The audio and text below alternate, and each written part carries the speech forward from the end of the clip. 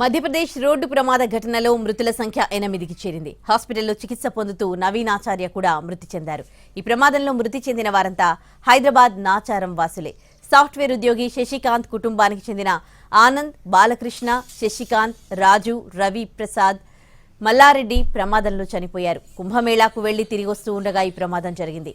ఒకే కుటుంబంలో 8 మంది మృతితో ఫ్యామిలీలో తీవ్ర విషాదం నెలకొంది. కుంభమేళాకి వెళ్ళి గాయపడ్డ వారంలో సంతోష్ ఒక్కడే ప్రస్తుతం అయితే ఉన్నాడు. మిగతా 8 మంది చనిపోయారు. ఇందులో సంతోష్ ఒక్కడే గాయాలు కావడం జరిగింది. అతను ఒక్కడు మాత్రమే ప్రస్తుతం ఉన్న సందర్భం చోటు చేసుకోవడం జరిగింది. ప్రస్తుతం వాళ్ళ తల్లి ఉన్నారు, వాళ్ళ కుటుంబ సభ్యులు అందరూ కూడా ఉన్నారు. వాళ్ళ తల్లి కూడా అతనితోటి మాట్లాడింది. ఒకసారి తల్లితోటి మాట్లాడదాం. అమ్మ, మీ సంతోష్ ఏం చెప్పారమ్మా? మీరు మాట్లాడారా అతనితోటి? అతనికి దెబ్బలు తాకినాయి అని చెప్పారు. సంతోష్ తోటి మాట్లాడలేదు. మా అల్లుడు నవీన్తో మాట్లాడినాం. మాట్లాడితే నేను బాగానే ఉన్నా తమ్మ, కాలుకు దెబ్బ తాకింది అన్నాడు.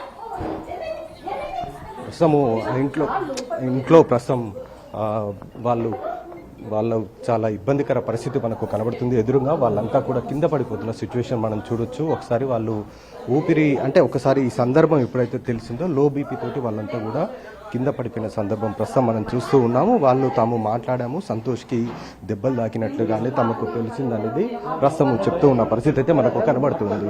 ప్రస్తుతం మనం చూడొచ్చు వాళ్ళ కుటుంబ సభ్యులు ఇక్కడ కింద పడిపోయిన సందర్భం మనం చూస్తూ ఉన్నాం.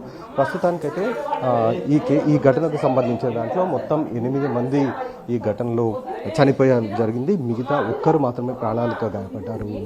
జబల్పూర్కు సంబంధించిన పోలీస్ స్టేషన్ లిమిట్స్లో కాట్నీ వైపు వెళ్తున్న ఒక ట్రక్కు లారీ ఒక్కసారిగా ఢీ కొట్టడంతో ఈ ఘటన చోటు చేసుకుంది.